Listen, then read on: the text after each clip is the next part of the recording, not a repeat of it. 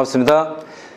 오늘 132회 기술사 시험에 응시하신 모든 분들의 합격을 기원합니다. 오늘 날씨도 추운데 고생 많으셨고, 여러분과 같이 도움이 되고자 실제 시험장에서 답안 작성을 10분 안에 어떻게 효율적으로 할 것인지, 그리고 좀 차별해서 할 것인지에 대한 영상을 올리고자 합니다.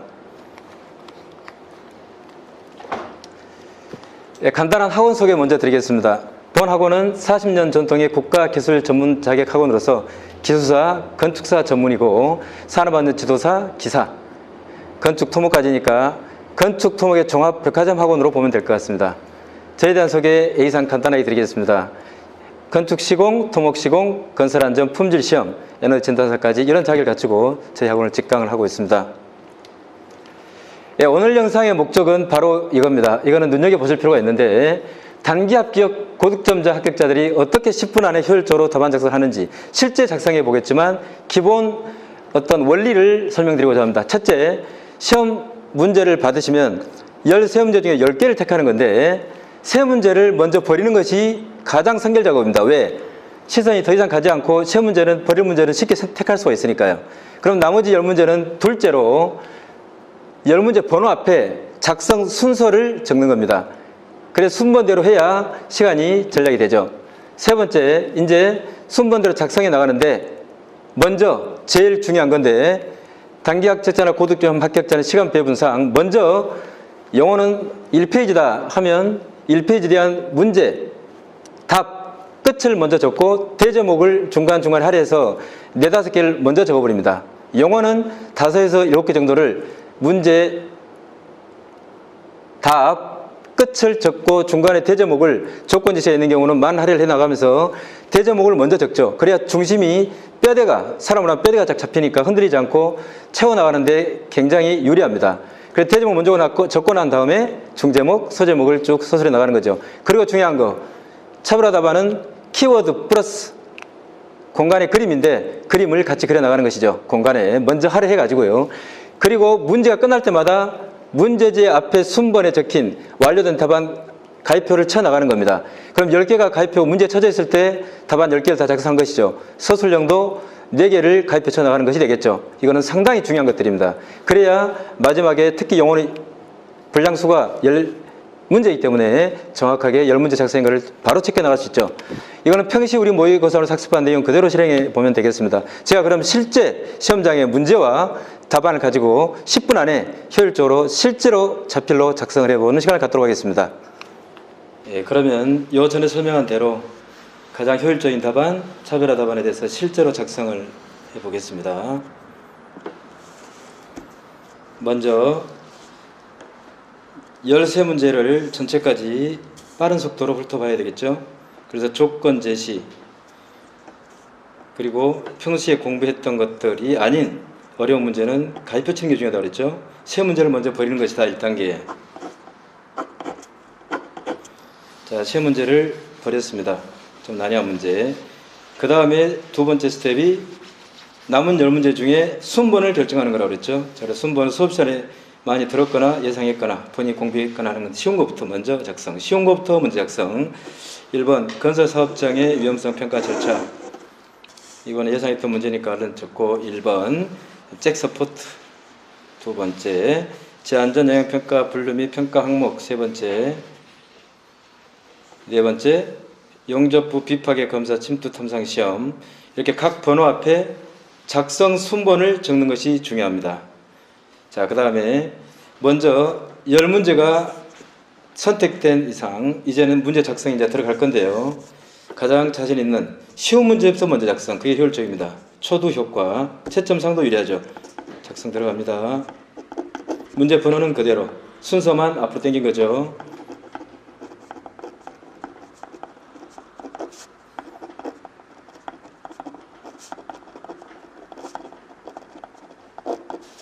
평가 절차가 키워드고 여기에 대한 정확한 답안이 필요하겠죠. 답 적고 끝 적고 답안 효율상 먼저 대제목을 먼저 적는다고 했죠.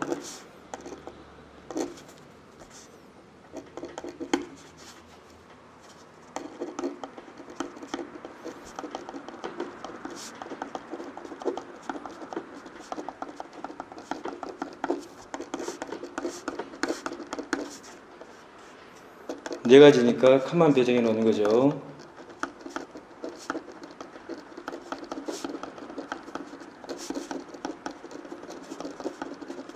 법적 근거를 적는 게 이것도 일종의 차별화죠.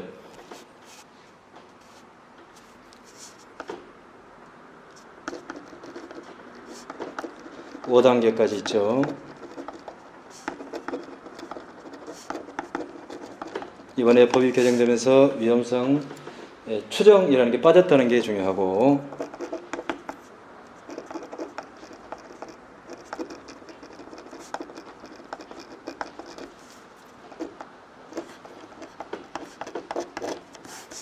다시 가서 중제목, 소제목을 시작하죠.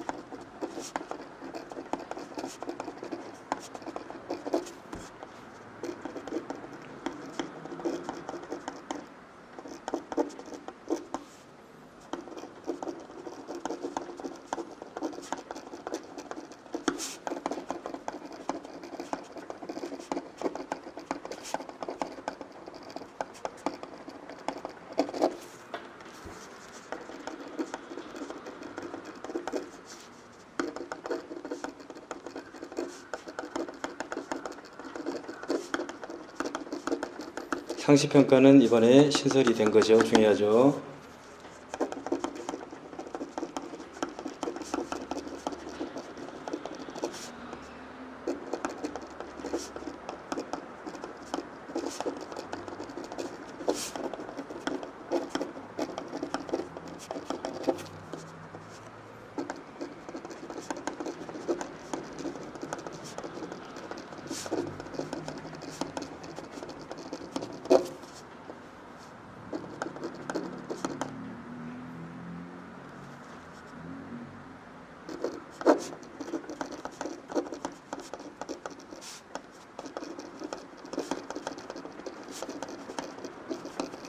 규정상 틀린 문제, 약간 잘못 적는 경우는 두 줄로 끄면 되죠. 너무 당황할 필요 없습니다.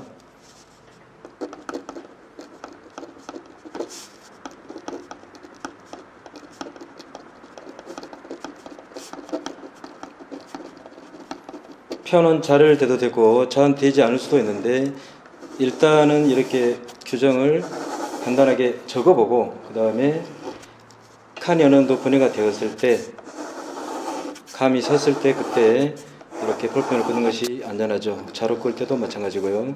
자로 되나 손으로 핸들링을 그러나 큰 상관없습니다. 저는 기술사를 4개 지도하면서 전부 다 잘 되지 않았습니다.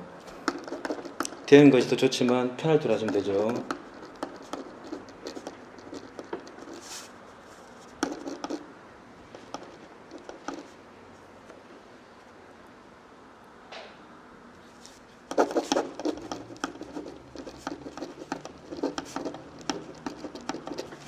이렇게 약간의 실수는 허용이 되니까 두 줄로 규정상 끄면 되는 거라고 그랬습니다.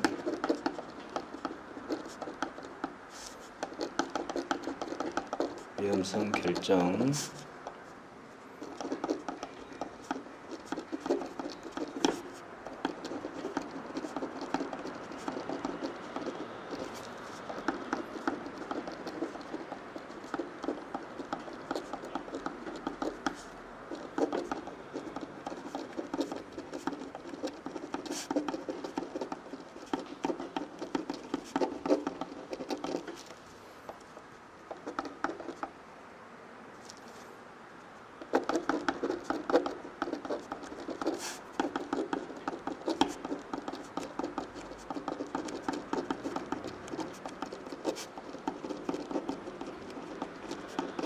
산업안전보건법상 위험성평가 절차에 관한 3년간 기록 보존은 법에 명시가 되어 있습니다.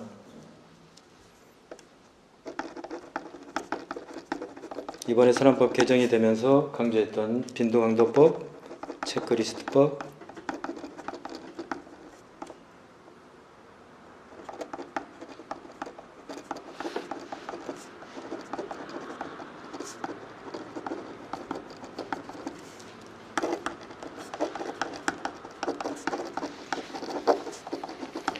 자, 이렇게 답안 작성은 끝이 났는데 출제 의도를 볼 때 위험성 평가의 절차가 중요하기 때문에 절차가 좀 할애가 되어 있고 차별하기 위해서 도식화, 즉 표를 이용을 했죠. 설명하면 더 전문성이 있어 보이고 키워드식으로 딱딱 들어가 있으니까 키워드식 답안, 차별하기 위한 도식.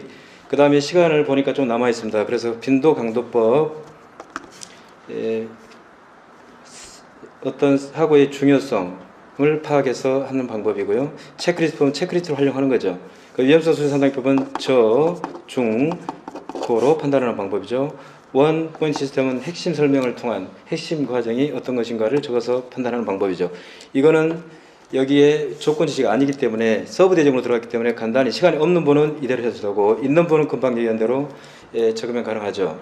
자, 이렇게 해서 최대한 시간을 단축한 다음에 중요한 거는 이제 3단계에 문제지에 작성 완료한 문제는 금방 끝난 대로 여기다가 이제 가입표를 치는 거죠. 왜 그렇게 할까요? 그래야 10문제가 작성했다는 걸 빠짐없이 체크가 되고 있으니까요. 그래서 순번대로 완료된 거는 가입표 친 게 중요하고, 자, 이렇게 해서 마지막에 연필자국 지우고 그 다음에 오타 수정을 간단하게 두 줄로 끄시면 되고, 그런데 작은 것들은 넘어가는 게 낫죠. 자, 이렇게 해서 한 문제를 작성을 완료했습니다.